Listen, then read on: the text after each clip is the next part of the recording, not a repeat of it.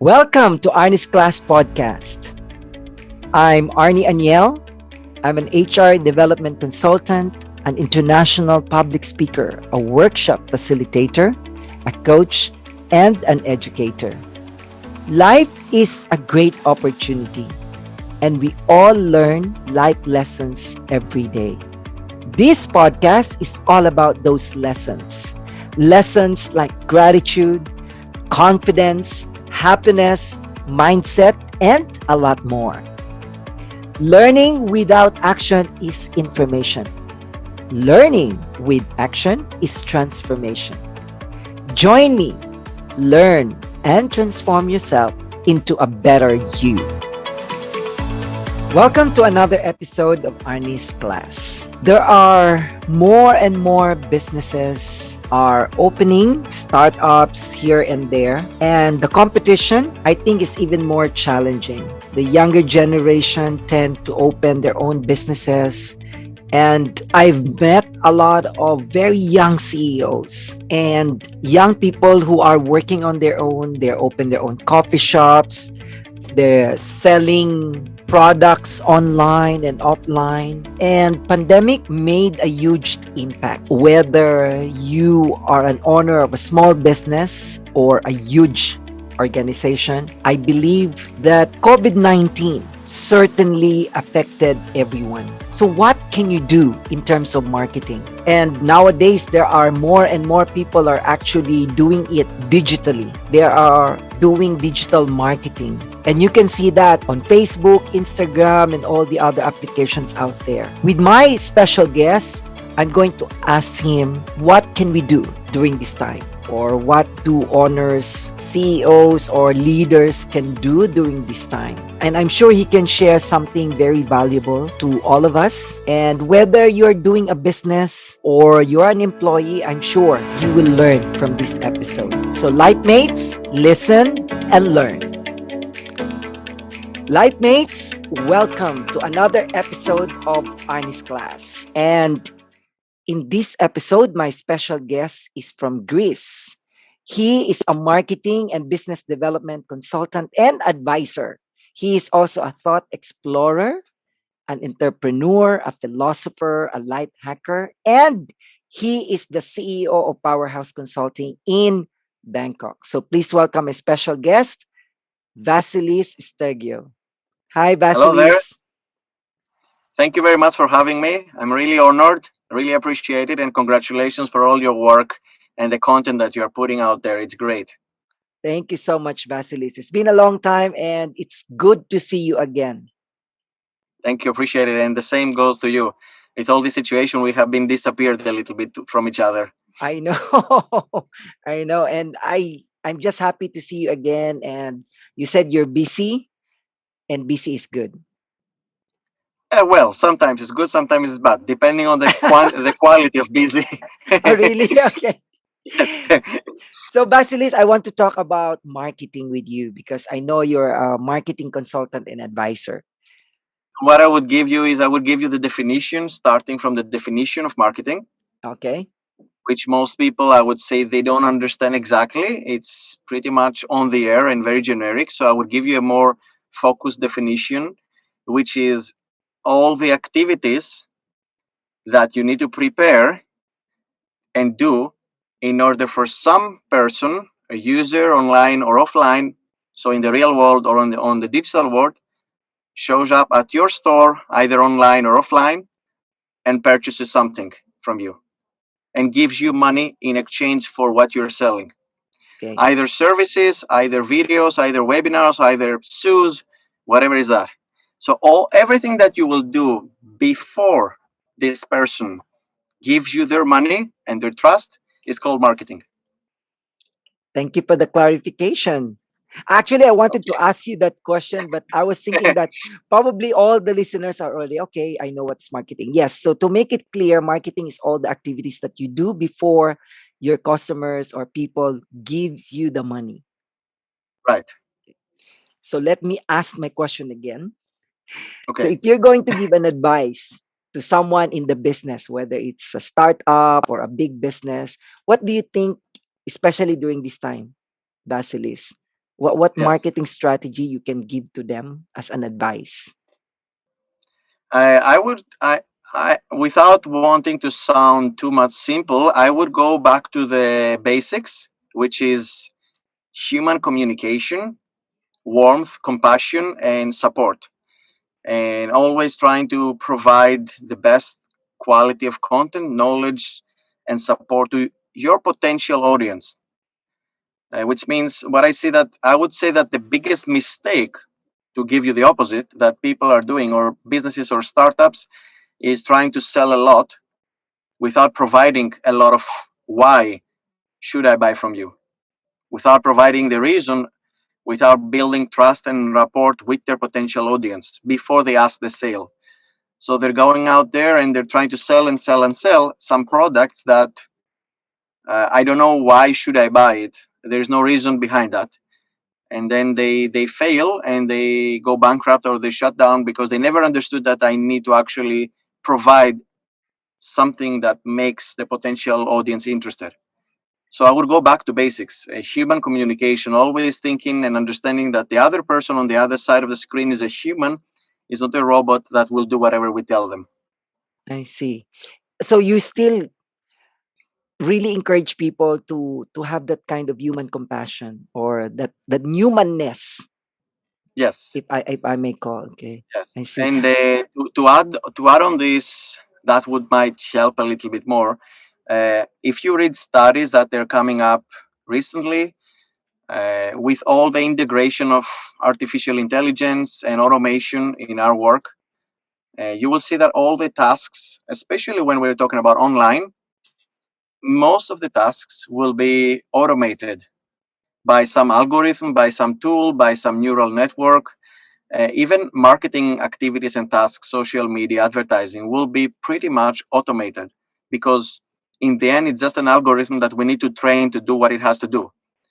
But what cannot be automated is the human communication, like we are talking here, like we are sitting in a coffee, that you cannot automate it, no matter what AI you have. I see. But what do you say about this digital marketing? Like, for example, I myself, I experience every time I see something on Facebook, and then when you click on that, there will be like, it's very patterned messages that you will Mhm. receive. What do you say about that, Vasilis? You mean you are clicking on something on Facebook and going on another page, or you're still on Facebook? You're still on Facebook, but you go to the messenger, and Okay, then they have, like, for example, hi Arnie, how can we help you? What product? And it's always the same. It's right, almost the yes, same. Whatever I click, like for example, product, shoes, or a I understand. service. Yes. So what So do you this say is about that?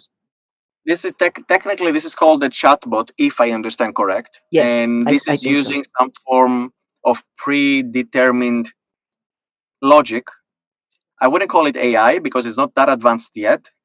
Very few occasions are using very advanced, but it's predetermined questions that if I was going to click an advertisement that would show a product, I would need to learn some questions for that product. So they predetermine the questions and they give me pre-fed answers, if I can say, which has its pros and cons.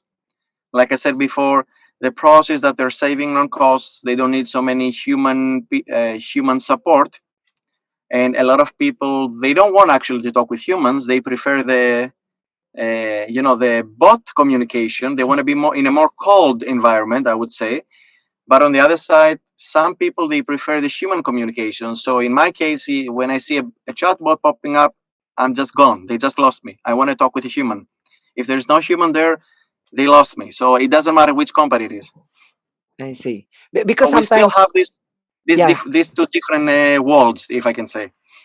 I see. Because most of the time, if I experience that, I tend to lose, just like you. I tend to lose the interest because it seems Yes. like, what is that? It's the same. Hi Arnie, how can I help you? So things like that. So you don't Yes. encourage companies to do that. What do you say about that? My opinion is to try to balance this, to merge it. Maybe you have like a first message automated, but then there is a human that takes over. And also depending on the service or the product, if you're selling a pair of shoes or a mobile phone case, which is Yes. pretty easy product sale, you can use the chatbot for a little bit deeper, like second or third communication level. Now, if you're a clinic, a beauty clinic, and you want to book an appointment for a facial treatment, you cannot use the chatbot, because my needs with your needs and another person's needs are completely customized, they're personalized, and you cannot put me on the same group. Let's see. I don't know if it makes sense to you. Yes, yes, I got it. But if, for example, your clients they asked you for that, will you say yes to chatbot? Well, that's a very good question, because again, it depends on the type of business that and the product that they're selling. And again, depends also what the client is inclined to do. So there are a couple of variables. The way that I prefer to work is being completely honest and transparent. Okay. And that doesn't matter if it loses me contracts or it hurts my company. I prefer down the line to have good relationships with everybody instead of having some problem that came up in the future. So what I'm trying to do is I'm trying to be clear and tell them from upfront that this will either benefit here or will hurt that. If Okay. the client understands that and takes the responsibility that I really understand what you're telling me and I'm okay of taking this damage or this hurt here, then okay, we can do it. But that, as long as the client is clear and understands what is the consequences of their choice. I see. About the digital marketing, Vasilis, because as this is my own experience, what I notice is only small companies are doing the digital marketing. I mean, on Facebook or Instagram, but the big companies, I don't think they really do it 100% digital. Is it true, or what is your experience about it? Are you referring in Thailand or In globally? Thailand, not globally, but specifically only in Thailand. I would say that I pretty much agree with what you say. Okay. You don't see Central going and advertising on Facebook. That's right. That's right. So I would agree with that. But there is a different reason than what is happening in the rest of the Western world, Oh, I see. from my experience. So you would go, if you were following US media, you would see that you can see advertisements of Walmart, you will see advertisements of Amex, you will see advertisements of Gap or whatever big companies, right? Yes. But here you don't see that. That's You right. see smaller brands, Yes. and the reason is very simple, because from my experience working with this kind of clients, they are very fractured inside their companies in the way they work. So imagine that there is an umbrella, a big conglomerate that holds many different companies under it, and each company is working with a different business model or a different budget or a different team. So when CP is holding 300 different brands under them, each brand would advertise for their own benefit, but you wouldn't see CP advertise for their own benefit. Okay. I don't know if it makes sense to you. Yes. Yes. I see. They Okay. are they are too big to need to advertise, and at that level, they don't see the need of advertising. Okay. It's like going and seeing another example. You don't see Goldman Sachs advertising. Correct. You don't see JP Morgan advertising anywhere, but you Yes. see their brands that are under them, which they have millions of companies that they're holding, advertising for themselves.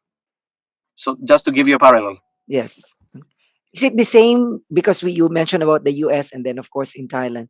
Is it the same in other Asian countries like Philippines, Malaysia, or I Singapore? would I don't have so big experience to answer to you, but I would say that I would say besides Singapore, I would guess that is the same thing with other Southeast Asian countries. Besides Korea and Japan, Hong Kong, that you're going to more westernized countries, and the reason is very simple. It's very fractured between them. I've been to clients that they're under the same holding company, but the two brands they don't talk to each other. Oh, So you're interesting. facing all these things internally all the time, and that hurts the strategy. I see. That's interesting. Wow. Yeah, and also there is a lot of hierarchical top-down management, and I think that you know better than me. Oh, yeah. So Okay. The owner or the CEO of the top conglomerate will have to decide for every micromanaging every small thing of every brand under it, Yes. which one decision takes 6 months to be taken because of this thing. Yes, that's right. Before it gets approval, it takes a Yes. long time. So I've Yes. been to companies that they are multi-million dollar companies in Thailand, and the CEO has to sign a check of $100. And I'm like, okay, whatever. They cannot And assign a budget to the team. yes, I know that I've been to that kind Yes, of companies wherein only a very small budget they can't even allow their managers to really sign. exactly. So when Yes, you have this kind of fracture between all the departments and all the brands and multiple top-down layers, then no wonder why this is not happening. that's right. I see. Okay. Basilis, with your experience, what can you give us an example of a very successful marketing strategy? You don't have to mention the brand if you don't want to, but at least just give us an example that is a very successful marketing strategy. Well, again, I mean, I don't want to sound like strange, but it depends a lot on the market and the industry and the type of product. So each kind of variable has different strategies. I will give you an example Yes. very easily. 5 years ago, I met this client in Phuket specifically, local business, beauty clinic. I will give you more details. Yes. And they were looking to see how they can increase the walk-ins, the customers coming visiting their clinic to book more facial treatments and this kind of beauty clinic treatments that people do. And their target was mostly tourists Okay. visiting Phuket. So they wouldn't work a lot with the Thai market, and that put them in a different kind of industry, or not industry, kind of market target audience. They were targeting completely different audience. So by doing some pretty simple research, we came up to the point and to the realization that none of their competitors were doing any kind of local marketing at all. They were not taking advantage of Google Maps reviews, Apple Maps reviews, TripAdvisor reviews. They weren't taking advantage at all of these things. It was like they didn't exist for them. Oh, okay. So because the clinic didn't have a lot of budget to invest on the advertising, I gave them a very simple advice that in the next year try to get 100 5-star reviews on your Google Maps page and Oh, 100 5-star reviews on your TripAdvisor, because they were very, very polite and very kind people. So it was easy for a client of them to ask to leave them a review. So they started adding that to their communication with everyone that would walk in. And they did it in a year. And since then, they are number one in Google every time you search in Phuket for this.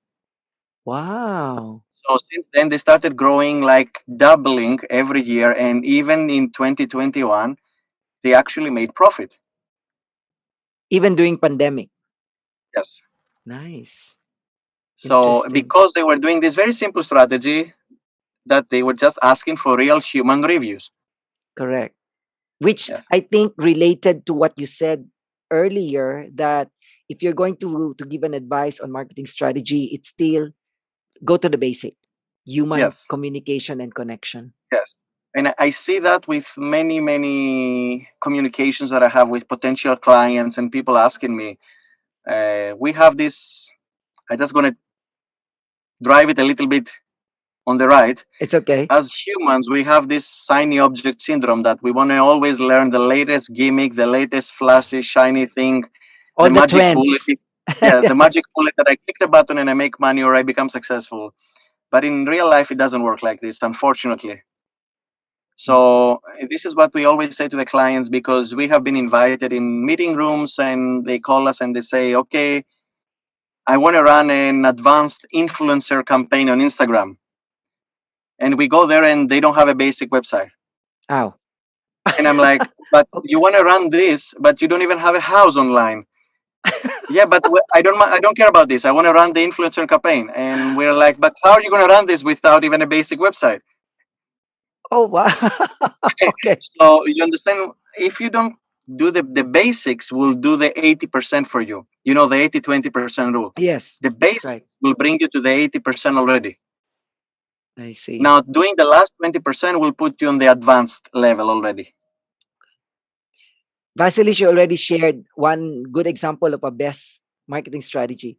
Can you give me an example of a worst? It doesn't have to be from your company or your clients. Maybe something that you've observed or you've seen in the market that whatever field or industry, worst strategy and it really hurt the business. Uh, I mean, that one was one that I told you before, that they were trying to follow the latest trend without even getting the Have it. basics. But a couple of years ago, I will tell you from our experience actually. A couple of Okay. years ago, a client with a retail clothing business, Okay. manufacturing clothes, uh, a little bit before the pandemic started, wanting to start opening shops Okay. and investing money in shops. And we are like, no, the world is going all online, is going online, is going online. The online e-commerce is doubling, tripling every year.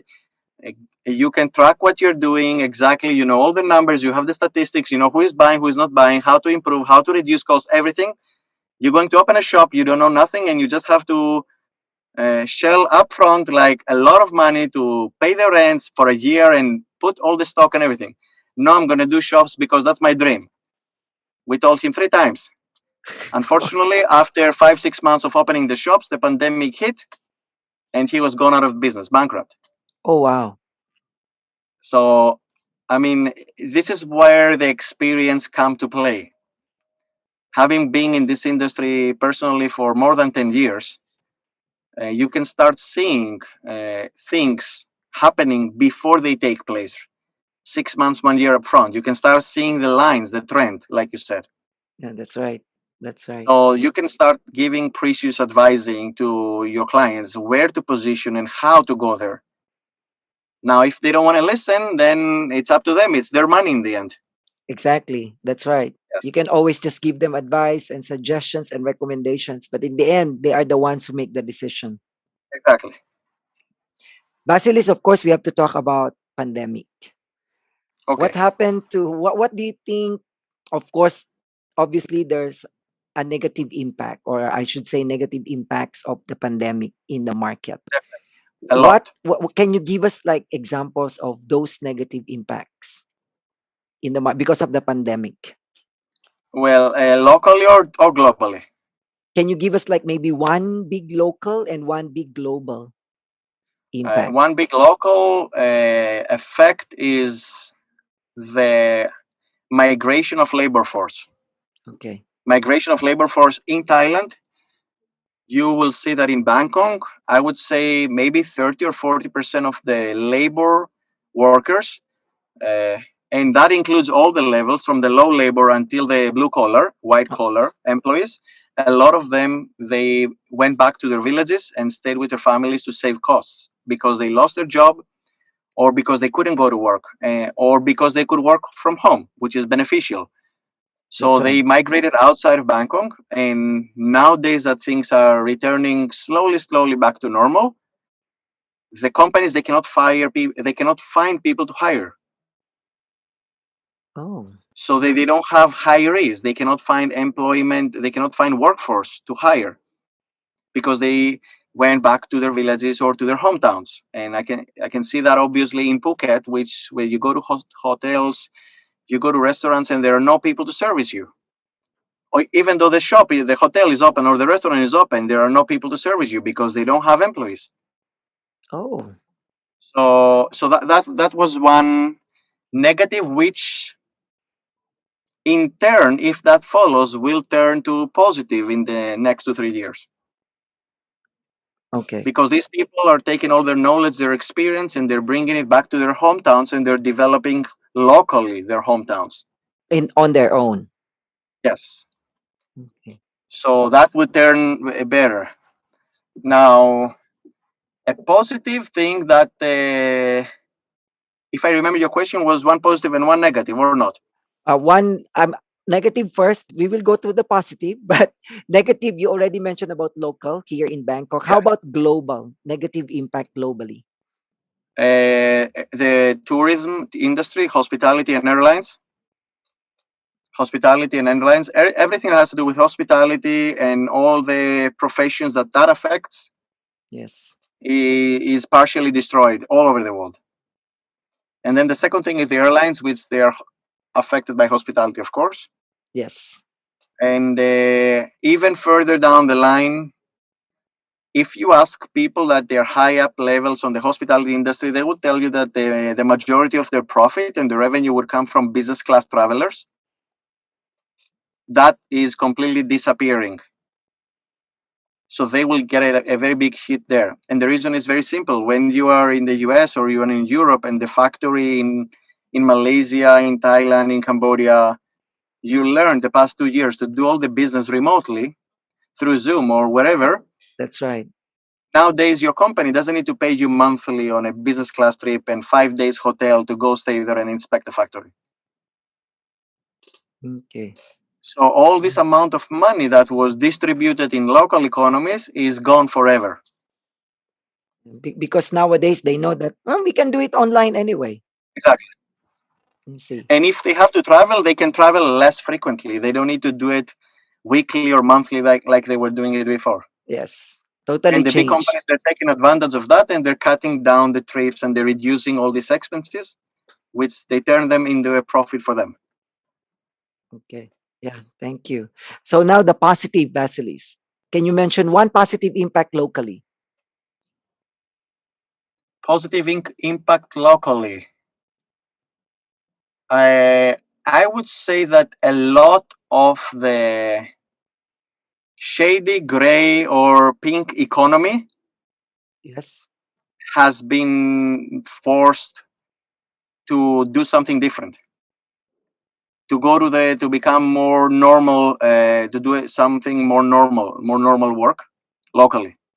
So my example is, if all the bars are not working, all the nightclubs are not working, all the pink light districts are not working, the red light districts are not working, Yes. all these people that they were employed there, the first year they got a very big hit. That didn't open, didn't recover, and it's still not open. So they decided to do something different, which led them to either go back to their hometown and go to the farm, or go to work in a factory, or go to a more morning normal type of business. I see. So it at least there's a change there, especially those Yes, who are forced into that kind of work, and now yes, at least they are in a different yes, profession, which I yes. see. And globally, Vasilis, Globally, aside from the the savings, of course. exponentially faster digitization and education of people around the world. You would imagine that 2 years ago, your mother or your father would jump on a Zoom call in 5 minutes and talk to you? Yeah, of course, no. Never No. imagined that this will happen. So Yes. these people, especially the senior generation, the senior age, and the mid level age, we got so much educated so fast, and all these things became a normal for us, like a normal daily thing. Which, you know, that there is a human trait, is the moment that you learn to do something and that something creates more comfort for you, it's impossible to go back again. Yes. That's right. So That's that right. is a global positive, I would say. I see. Thank you for sharing that. And Basilis, I don't think I can finish this podcast without asking you about SEO. You're asking very difficult things here now. But I know you are the person to answer this. So probably, What do you want to know about that? okay. Because, like, for example, for small companies, how can they actually, what can they do about this? How can they optimize the search engine for them, for their companies? By creating a lot more content. What do There's you no mean by magic. that? There's no magic bullet, like I told you. The people that they're trying to use some magic technique, Yes. the only thing that they will achieve is getting penalized. Oh. So going back one step, I will give you the definition first. Yes, please.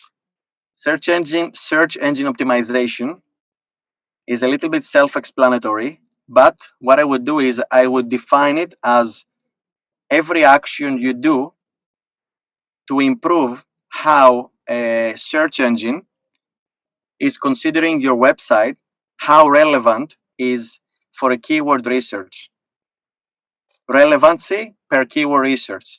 So all the activities that you will do for that may or may not need to quote unquote manipulate the algorithm results. So all the activities that you will do for that are called SEO. And these activities are separated between things you do on your website and out of your website. Okay. And the reason I'm saying content creation, and when I say content, I mean videos on YouTube and text content, articles, long form articles on the website. Because the more content you create, the less competitors you have that they create content. The more Oh, content you create, the more chances you're giving to Google to rank you for different keywords. The more keywords Google ranks you for, the more Google considers you as an authority for that subject. The more traffic they give you back. oh, thank you. Wow, I didn't know that.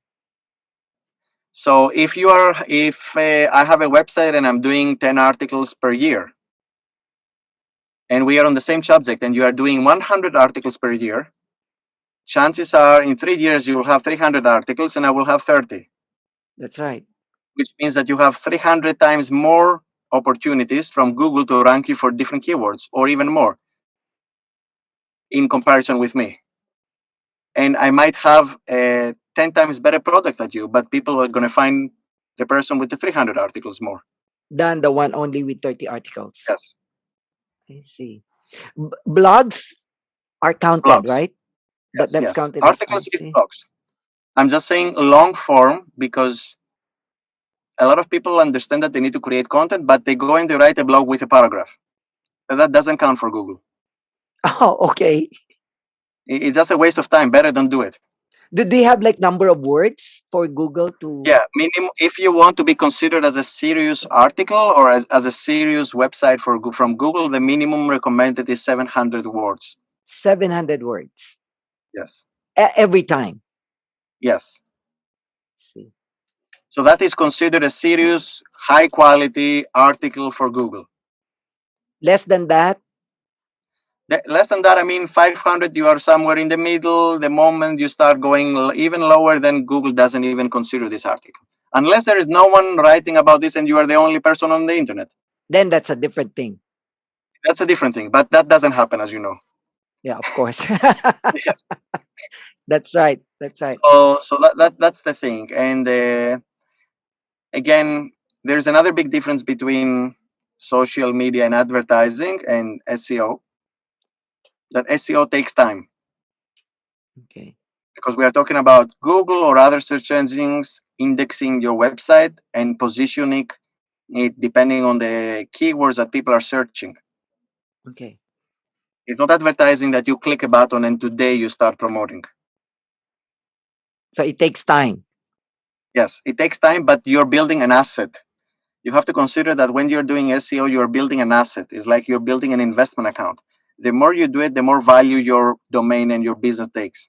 And in the long run, it will benefit you. Correct.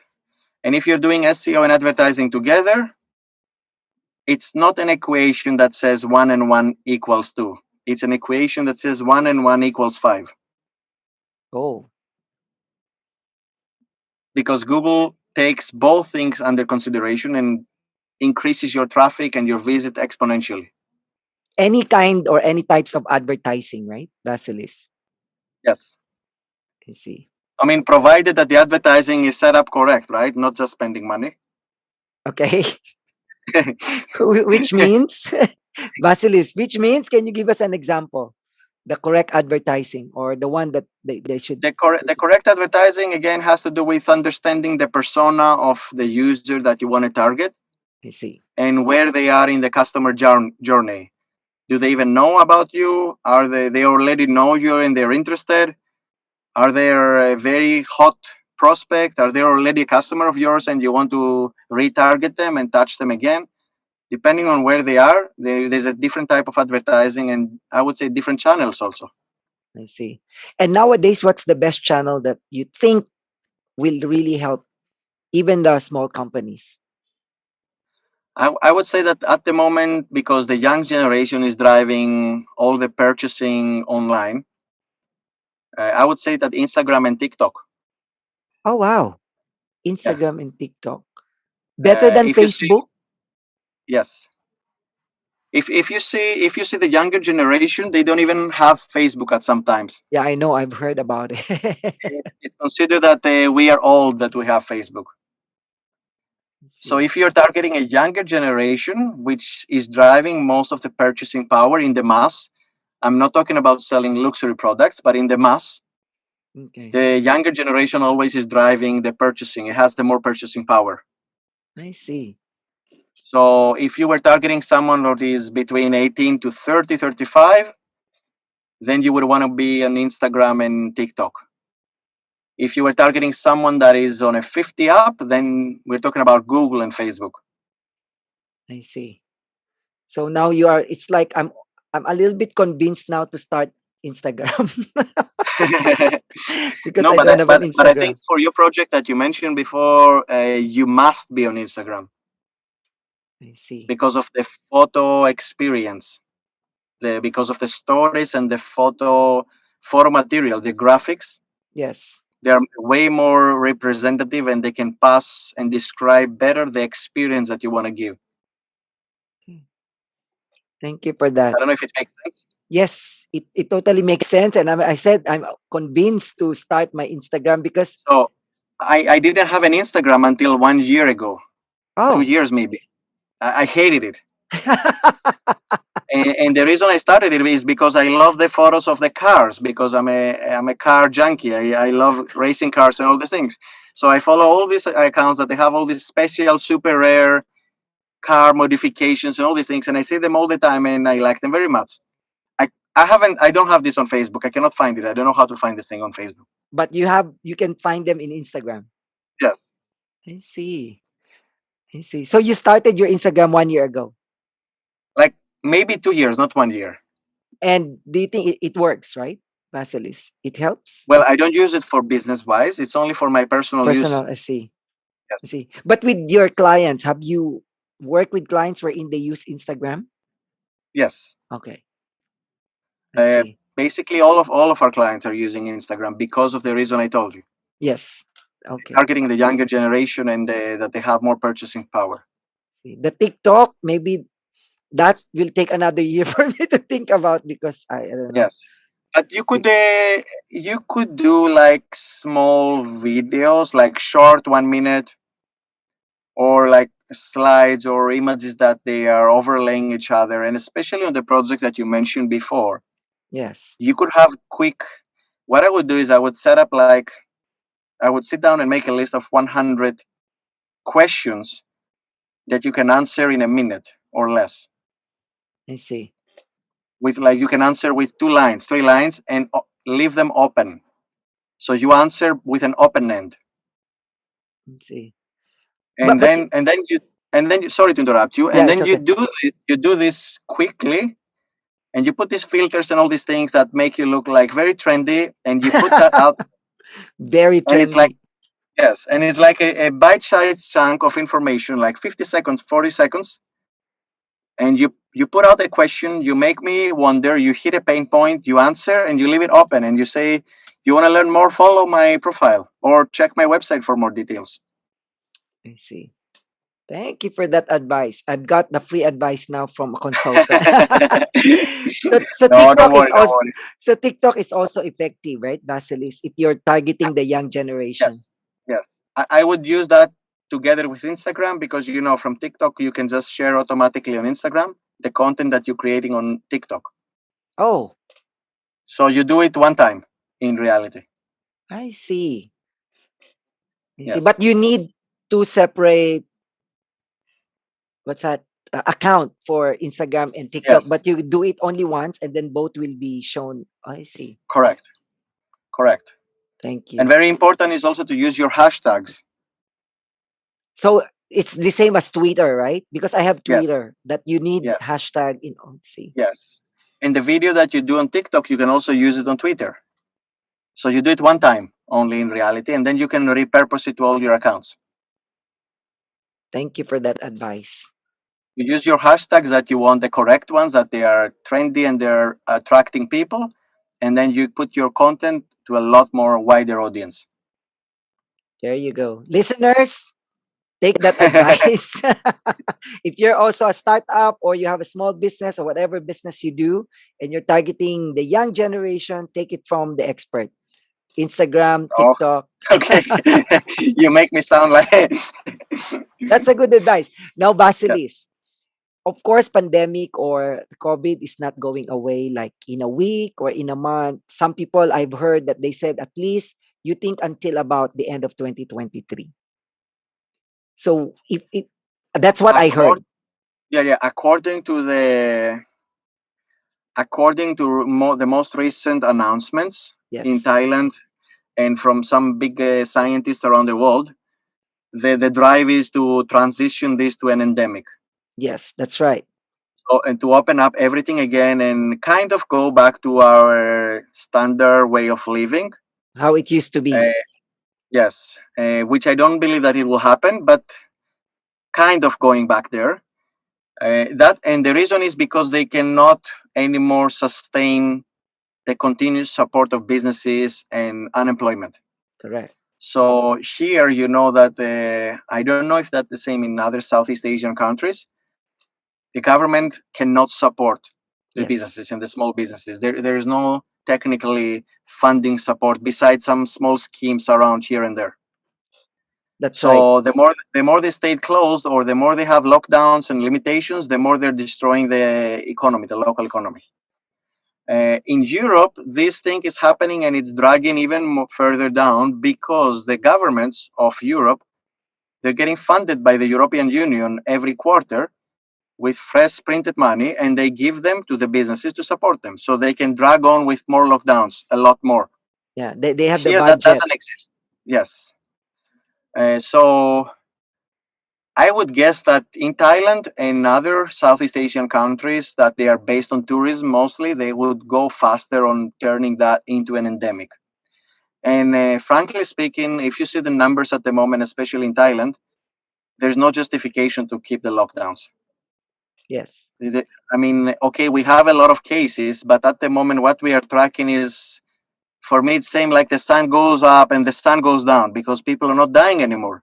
People did their vaccines, and we have the hospitals. Everybody knows how to take care of themselves. If you afraid, don't go out. Go to limited locations that they are more isolated, and we can continue living our lives. I mean, it's not like the first and second wave and the third wave that we still were not aware and people didn't have access to vaccines. I So I think don't people are understand more why. aware. Yes, I don't understand why people. There is a group of people that they still want to force lockdowns and limitations. That I don't understand it.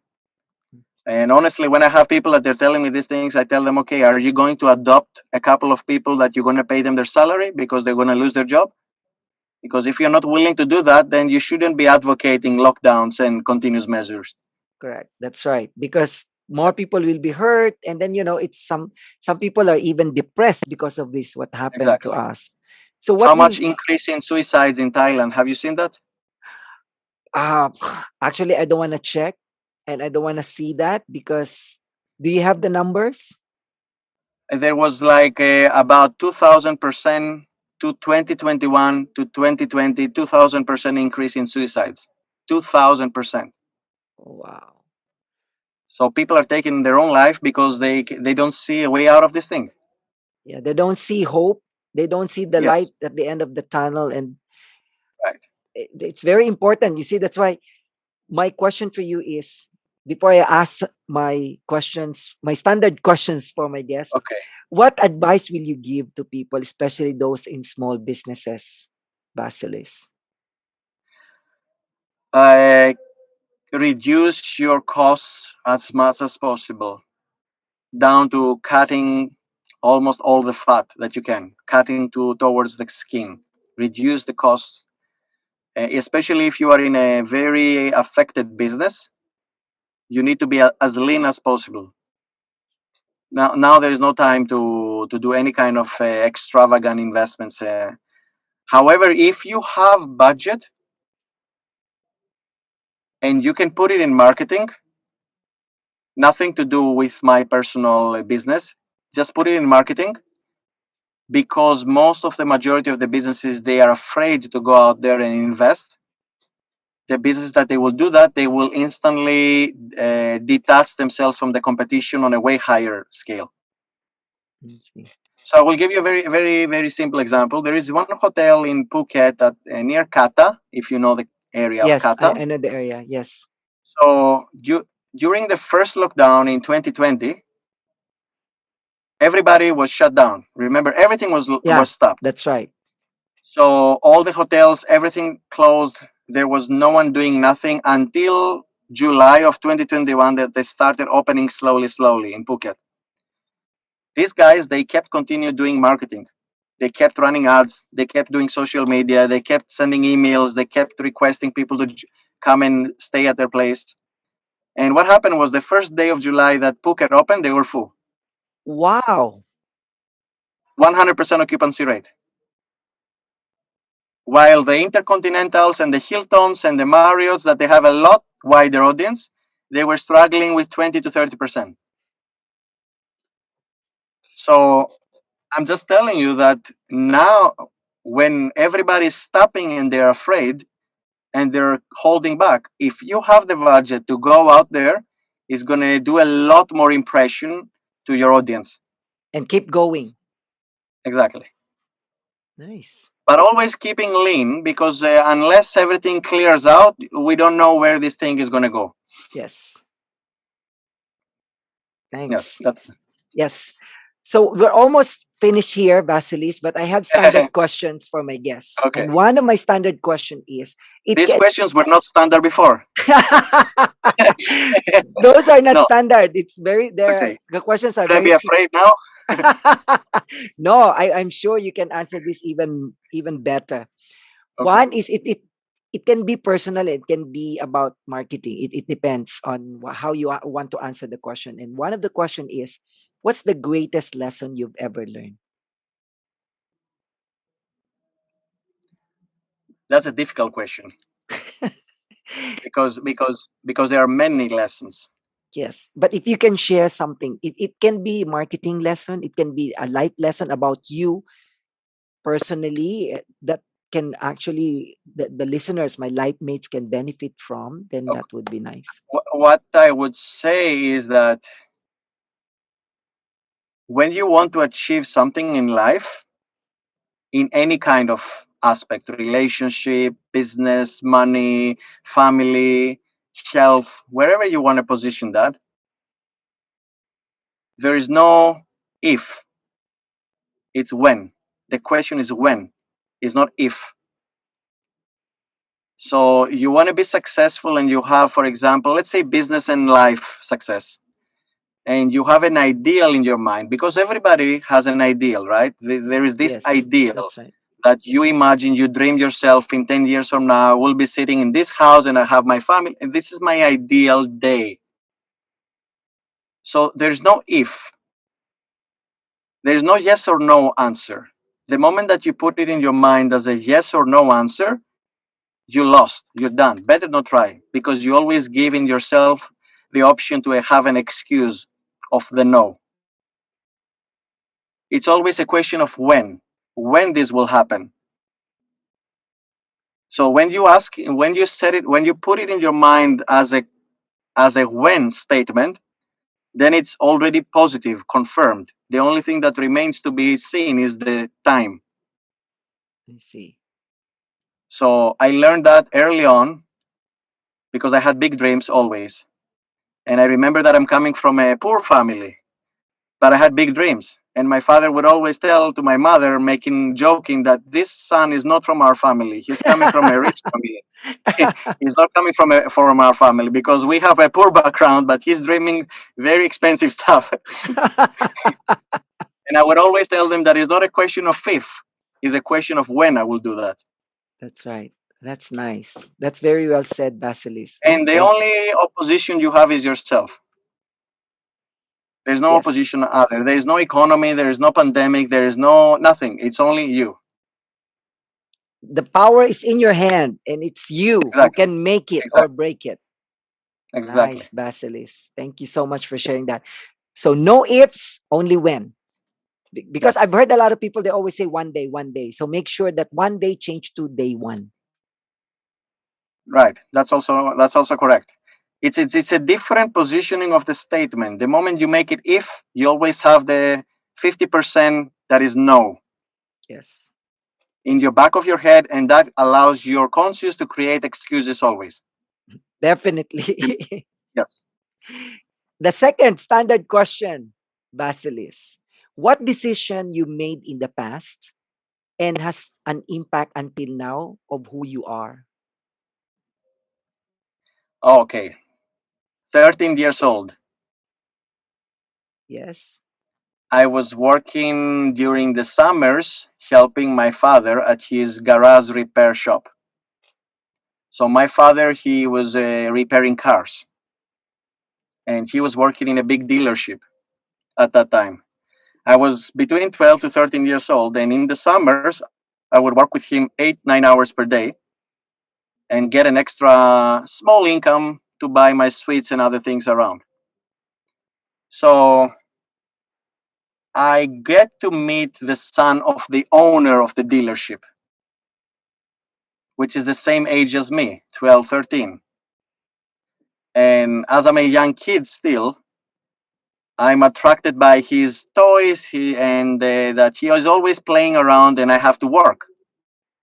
So one day he invites me to go to the top floor and play with him with his toys. And I disappear from my father and I'm going out on the fifth floor and playing with these kids' toys together. So when I go back during lunch, which my father was looking to find me, my father takes me to the corner in another room and tells me, "You are not same with this guy. He has the time to play around because he doesn't need to work. Everything is provided in his family. You have to work to make your money. So no more a lot of interaction with that child."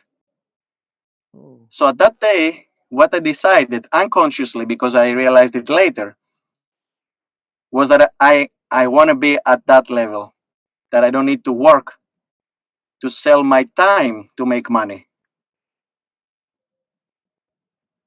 oh, Does it make sense? I don't want to work. I don't want to give my hours as a return of a money exchange. I want to work because I want to work, not because I need to work.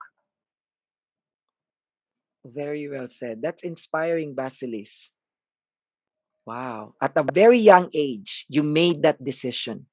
Unconsciously, back Yes. then I didn't know that, but by keep working on different, since I was 89 years old, 17 and a half, I'm working full-time jobs all since 17.5, since 17 and a half. I always was working part-time jobs here and there to pay my bills back in Greece, right?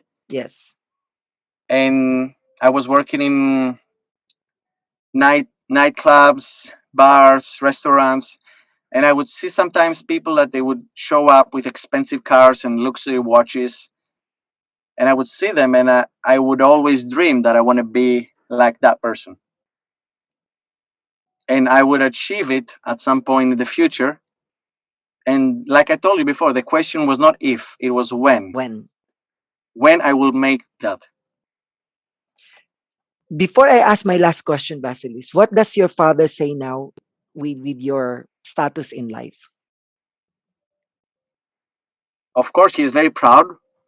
He's very proud of me, and he's very happy that I've made it. And I would say that he's kind of relieved because when I left my country and I came in Thailand, it was my first trip outside of Greece ever, flying to Phuket with no ticket back. So my mother and my father back then in 2013, they were actually shocked. They always almost had a heart attack when I booked the trip and I told them I'm leaving, But and not they're coming like, back. and I'm not coming back, and they're like, okay, you're joking. And then they saw the tickets, the flight tickets, and they were like shocked. Like you're going somewhere that you don't know no one, you don't know the language, you haven't been there before, and it's not an hour trip, it's in the other part of the world.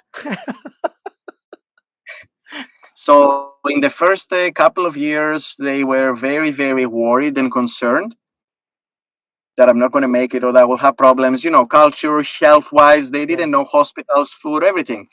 Living from Europe to come in Thailand, back then, people didn't know what's going on. Oh, But after managing to overcome all the difficulties that would show up from all points and making it through and start building something slowly, slowly, they started relaxing and now they feel proud. nice. Because now, they have people from Greece that they're asking them, how can I move and do what your son is doing or come and join him down there because I don't want to be in Greece anymore. And how did they answer those questions? Ask my So you, son. you understand exactly. They feel Yes. like proud with that. Yes, I can imagine. It's like, oh, ask Yes. my son. Yeah, something like that. Yes. But it was difficult, right? I Yes, of honestly, course. I don't want to sound that easy. It was very difficult. Yes, I'm sure you've been through a lot of challenges there. And then I'm sure a lot of learning experience. I don't want to call them failures. I'd rather call them learning experiences. And I'm sure before you arrive at where you are at the moment, I'm sure you've been through a lot. Because I myself Definitely, been through a lot. everybody, Yes, everybody has been through a lot. There's no everybody has their different cross. I might say that we are carrying. that's right. That's right. The We have our important own thing is like journey. you exactly. The important thing is all like you said that is a journey. There are no failures unless you leave them to let them be a failure. Yes. You're Unless you only learning allow it to exactly. affect you. And when you get slapped, you just turn around and continue. Yes. Keep moving, moving Exactly. forward. S- Exactly. With that, with that answers of making that unconscious decision when you were 10 years old, sorry, 13 years old, and that when, not if. So if you're going to write, or maybe someone else is going to write your life as a book, what will be the title of the book and what will it be like? Well, that's a difficult question. Again, I haven't thought about that, but I don't know really. Still, I cannot answer this question. But Uh, are you thinking that probably your life is going to be a book someday?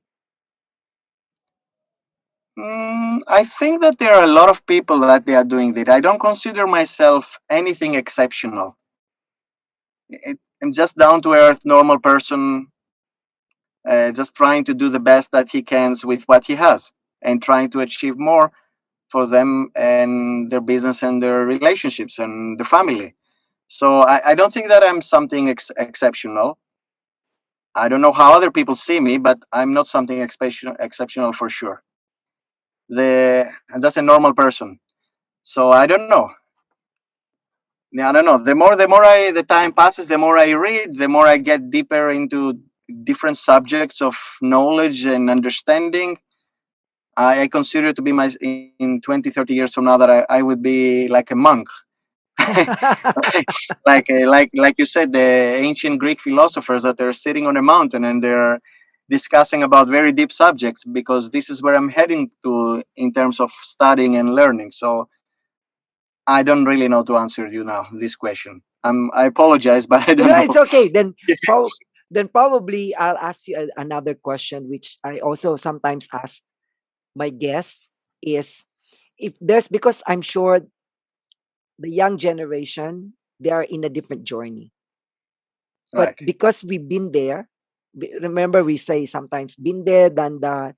If there's one thing that, or maybe two or three, Vasilis, that you can share to the young generation, as because you're older than them, what is it that what advice can you give them? Well, life is hard. It's not that easy that they promise you in social media and on the TV. Life is hard, and it's gonna punch you in the face where you don't expect it. And sometimes blood comes out out of that punch. Right. And it's up to you if you're gonna get up and continue, or you're gonna stay down and keep whining with the rest of your friends. And in life, from my experience, this short experience that I have, you can either make your friends happy or you can make yourself happy. It's a choice. Yes, you cannot have both. I'm seeing a majority of the people around me that they're trying to please their surrounding, their groups, their environment around, on the expense of their own wants and needs and aspirations, because they don't want to be detached from the group, I would say. But it doesn't work like this, because as long as you're taking care of what the group wants, you will always be looking about something else and not what you want to do. Thank you so much. Very well said. Vasilis, if people they want to contact you or connect with you, where is the best channel to Well, contact you? well, I mean, everybody can find me on social media with my name, exactly as you have my name, Vasilis, Vasilis. My last name is Stergiou, which is Stergiou, and IOU for the podcast. So that's it. I mean, if you search that, you can find me everywhere. And then my email, which is Vasilis again at Powerhouse Consulting, one word, Powerhouse Consulting, one word, dot group. That's dot group. Thank you very much. Ladies and You're welcome. gentlemen, yes, so life mates, if you like this episode and you learned a lot from this, please share this to your families and friends so they can also learn from this episode. Thank you so much again. Please like and listen. Thank I you so appreciate much, it. Vasilis, and Happy New Year Peace again. and happiness. Take care. Bye Yes, bye. stay happy. Bye bye.